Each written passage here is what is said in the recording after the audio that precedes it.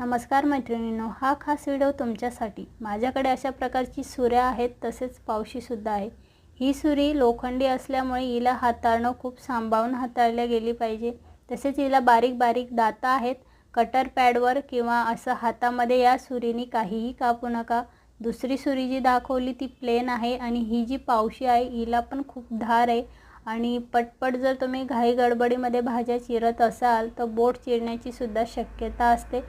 त्यामुळे ह्या बाकी वस्तू ज्या असतात खूप धार असलेल्या त्या सांभाळून वापरा।